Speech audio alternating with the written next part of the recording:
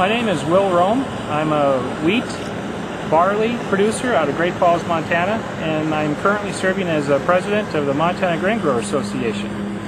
I find agriculture a very pleasing industry and a phenomenal career choice. I wouldn't have had any other way to do this than what I'm doing.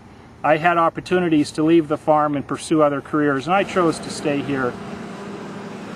My family has been farming on this particular land for about, let's see, we moved here in 1972, so we've been here for 36 years. My father has farmed all his life, and my grandfather farmed before that.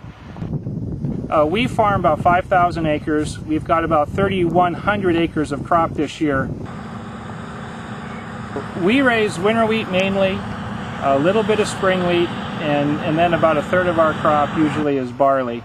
Now we raise winter wheat because we can seed it in the fall, September, and then it overwinters, and then we harvest it in August of the following year. Now that's just the way it is in Montana. So the farther north you get, usually the later in the year the harvest season gets. And you can tell when wheat is ready to harvest when, number one, it turns to a very gold color versus green. It almost looks dead, as a matter of fact.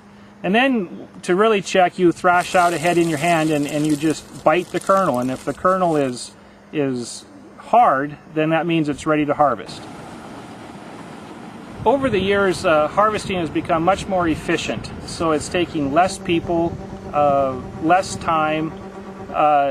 When I was a kid, we used to have up to 7 combines running, 7 trucks. Nowadays we're down to 2 combines, 2 trucks, and a grain cart. The newer machinery today, the John Deere 9770 STS, that combine can do so much more per hour than even combines just 5 years ago. So the harvesting process is much more efficient today.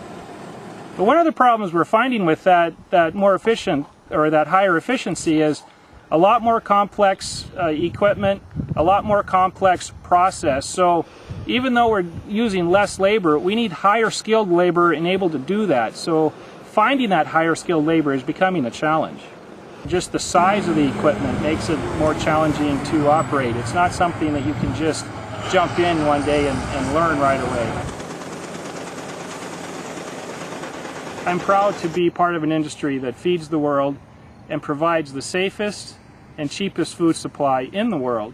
And this, I take great pride in, and I believe I can speak for all of us producers, that we take great pride in what we do, and we're privileged to be able to pursue this career and feed the nation and the world.